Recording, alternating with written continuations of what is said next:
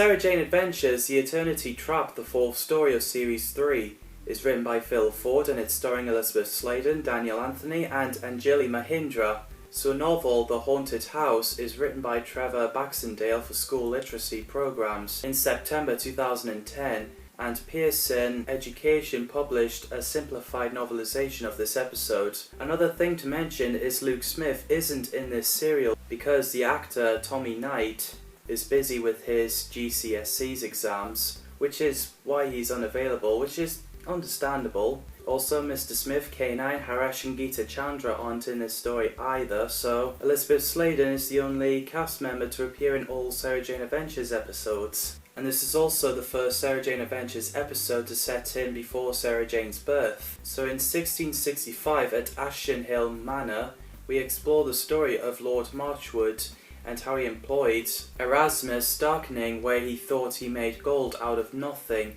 but his children Elizabeth and Joseph were spying on Erasmus and they get disappeared for eternity, with Professor Rivers telling the whole story.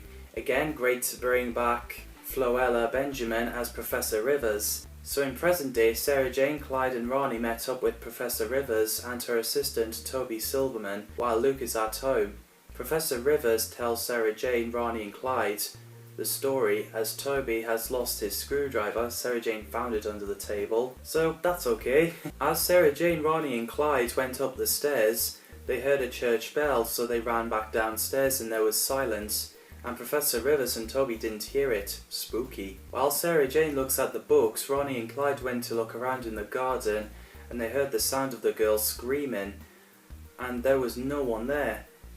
The way Erasmus darkening appeared and disappeared is really scary. So the music room where Sarah Jane, Ronnie and Clyde sits with Professor Rivers and Toby, we do get a bit of insidious moments. So Sarah Jane phones Luke, Ronnie and Clyde phones their parents. While the book keeps turning the pages, Professor Rivers gets taken away.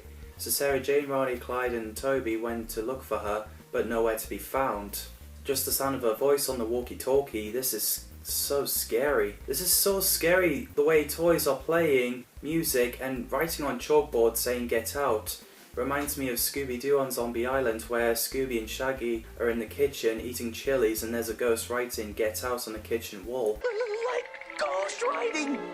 See? This place is haunted! And it's still terrifying. As the gang split up, Sarah Jane meets Elizabeth and Joseph, and we'd be thinking that it could be the twins from The Shining. The kids want Sarah Jane to get away and they wanted their father. It's also scary when there's red lights coming towards Sarah Jane outside, but luckily she's saved by Lord Marchwood's ghost. And Callum Blue is great in this. Meanwhile, Clyde and Ronnie found a secret passage and into the dark room. And it's funny when Clyde gets covered in spider webs and Ronnie called him Spider-Man, and Clyde made a good point. The scene does look like it was directed by Tim Burton, which is cool. As they looked at the computer, they saw Erasmus Darkenin, who's arrived. You shall stay.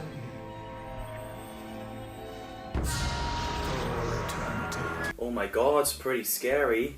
The music in this episode by Sam Watts is fantastic. It gives me the goosebumps. I like Adam Gillen as Toby Silverman. I thought he did a great job. Donald Sumter as Erasmus Darkenin did so well because the character is so dark and terrifying, and I think Donald did a fantastic job, and I'm sure he's a nice guy in real life.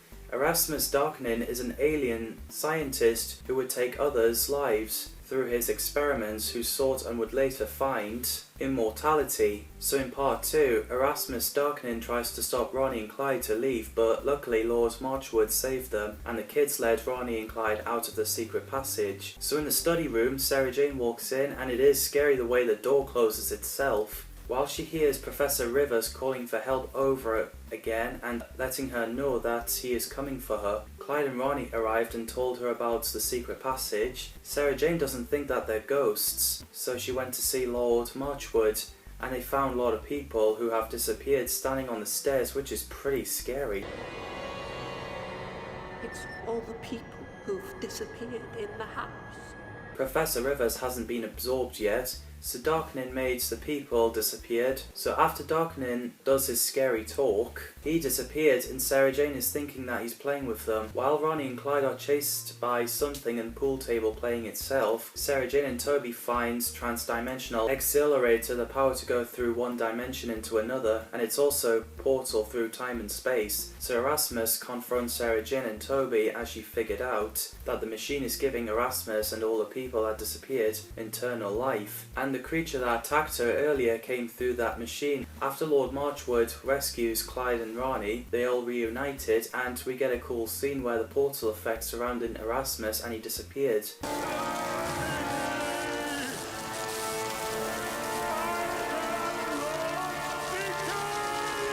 And the machine is destroyed by Sarah Jane with her sonic lipstick. And yes, Professor Rivers returns. So while Professor Rivers gave up as it's alien, not paranormal, Ronnie, Clyde and Sarah Jane say that there's no such thing as ghosts, even though Lord Marchwood and his kids peeking through the window. So that's the Eternity Trap, and this is a scary story and it's another great one. What did you guys think of the Eternity Trap? I'd love to hear your thoughts. Drop your thoughts on the comments down below. As always, thanks for watching and see you in the next video.